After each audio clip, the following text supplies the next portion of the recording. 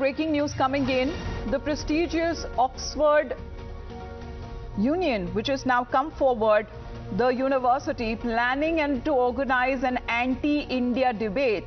And according to reports, the debate is around the topic.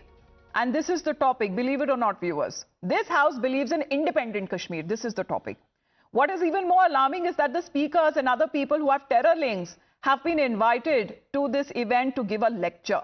Now, the speakers invited to support the motion are the speakers who are known anti-India baiters. We talk about Muzamil Ayub Thakur, we talk about Zafar Khan, and they all have alleged ties to groups involved in violent extremism and terror activities and under the guise of a separatist movement. Let's put those pictures out for our viewers to see exactly when it comes to the Oxford Union. This is when it comes to the House. This is the topic which they are going to discuss this time around. It goes on to say, we believe, the House believes in an independent state of Kashmir. Thursday, 14th of November, this is when this topic will be discussed. And who are the individuals who have been invited to speak at this event? Muzamil Ayub Thakur, a known India baiter. We are also talking about many of them who have taken an anti-India stand. And this is when this invitation that has been extended to several individuals as well,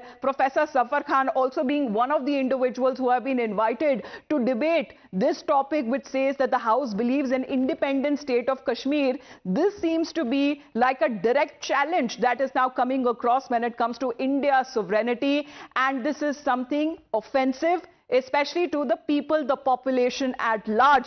Let me straight away go across to Pradeep Datta, who is joining us right now. Pradeep, this is offensive. We are not just talking about when it comes to the 1.4 billion Indians, but even when it comes to those Hindus who face genocide.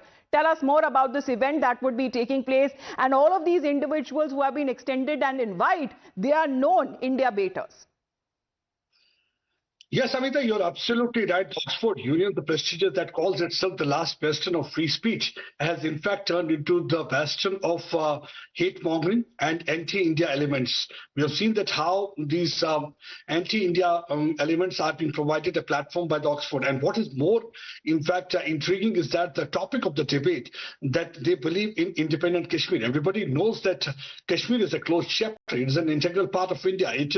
There's nothing to debate about that. If there is anything to debate, that's about Pakistan occupied Jammu and Kashmir, and in this regard already the government of India in 1994 in Parliament has passed a resolution that POJK is part of Kashmir, and that is to be seen that it has to become part of overall Jammu and Kashmir. But unfortunately, from time to time we have seen that they keep on instigating, and what is more alarming, you rightly said, the people like Muzamil Ayub Thakur and Zafar Khan, they are said to be associated with terror organization, and they work at the behest of Pakistan's inter-service intelligence. Last year, one of the girls from Baramulla, Taslima Akhtar, she had delivered a lecture at United Nations, and that time when she spoke against atrocities committed by the Pakistan and its proxies. And that time also that girl was intimidated and threatened by none other than Muzamil Ayub Thakur, and she had lodged a protest with the United Nations why such people are invited, and if you call us, then why such people keep on threatening and intimidating us. And the second thing is that when you say that they are those organizations, because several years back, Mahatri, one of the Indian diplomats, he was killed in UK, and this organization that was responsible for that was Jammu and Kashmir Liberation Front, and people like Zafar Khan, they had been associated with it. The Jammu and Kashmir Liberation Front is one organization that has got hands soaked in blood. Same organization that is responsible for exodus of more than 5 lakh Hindus from Kashmir in 90s. They were forced to abandon their hearths and home because that time they had raised the slogan Nizam-e-Mustafa because they wanted only one particular faith to be in Kashmir Valley. That means Hindus were targeted because of their faith, and they were finally forced to leave their home.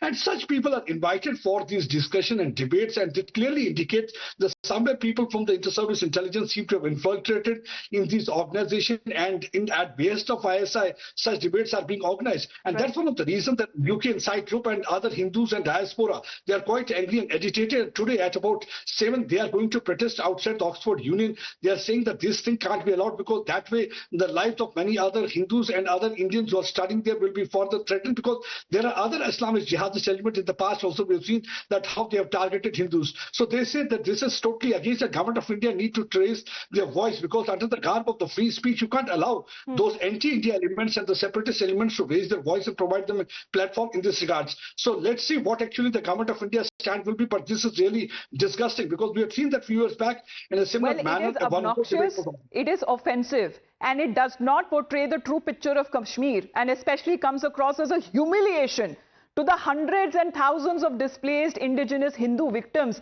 of the Kashmir genocide. Because this is, as far as the topic itself is concerned, Pradeep, it's an offense in itself, because it seems to be a narrative that they seem to be talking about to reduce it and talk about such a complex issue where there is a lot of human emotions and a lot of history involved. Let's in the meantime also talk about, when it comes to in this regard, what the UK Insight Group is saying, what Pradeep Datta just pointed out, sending across a letter to the Oxford Union expressing deep concern with the invitation of the speakers with alleged links to terrorism, which according to him is particularly alarming and has raised several questions about this integrity of this debate as well, which is going to happen. So as far as the supporters of this event, of this debate is concerned, let's put out what UK Insight has to say, putting that out for our viewers to see as far as their statement is concerned. I'm going to quote directly from that letter.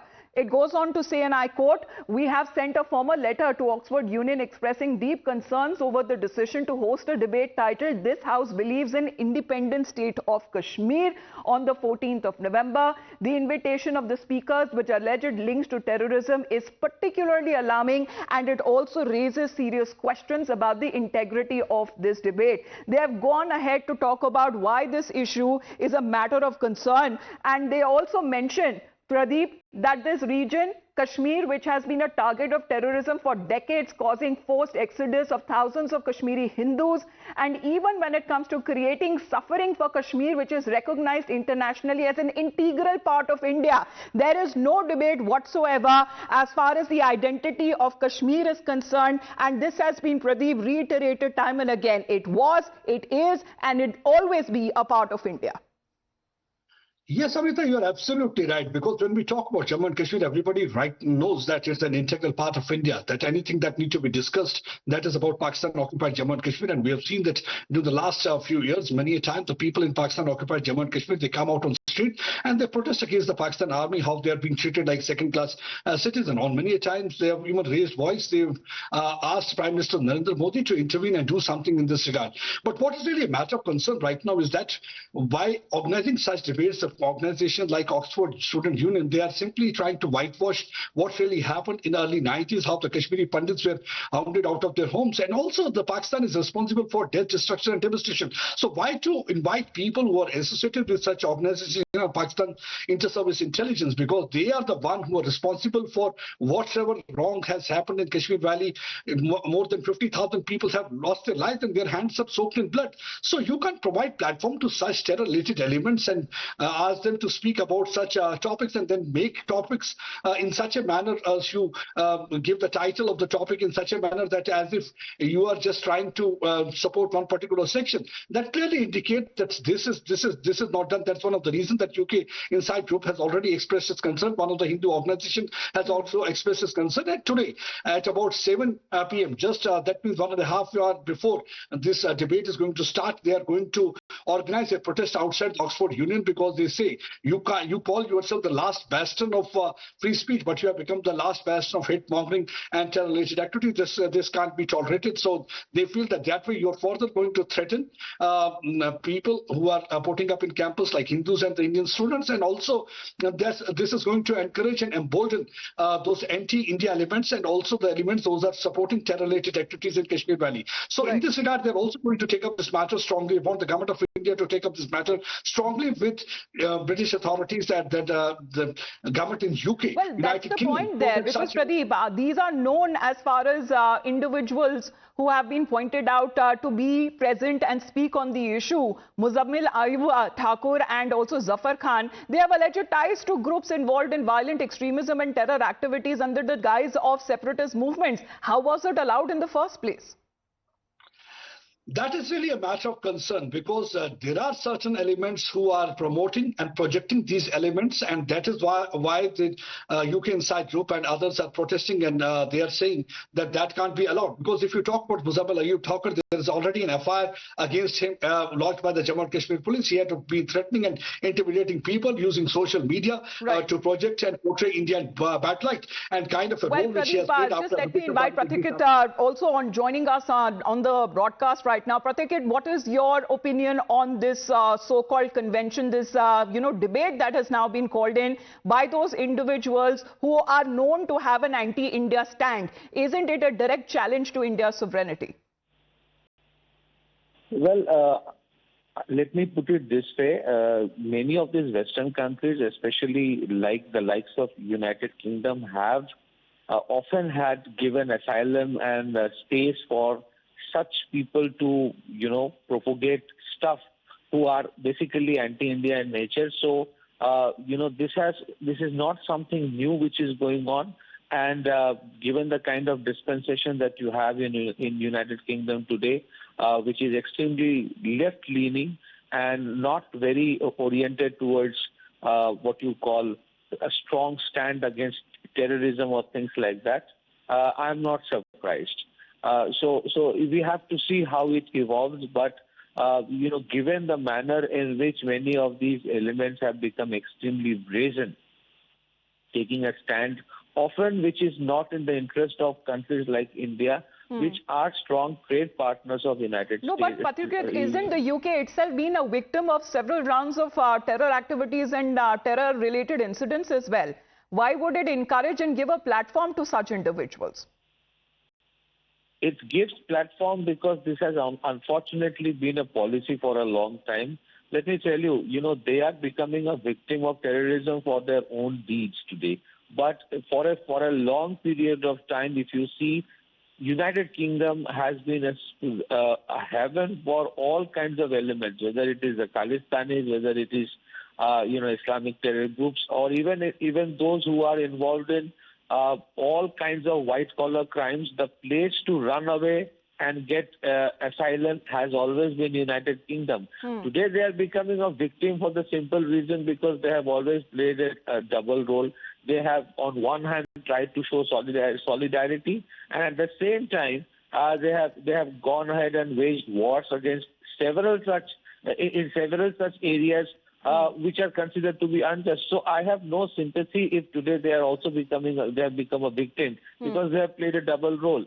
United Kingdom per se, has deliberately allowed such elements to operate, which even act against the interest of some of their strategic partners and allies like India. It is a policy which is not very different from the kind of policy which you find Biden administration has been advocating and following. Well, this needs to be called out if such a narrative is said, because the topic of discussion itself is outrageous and offensive, Pratikit. Thank you very much for your point of view, because here is the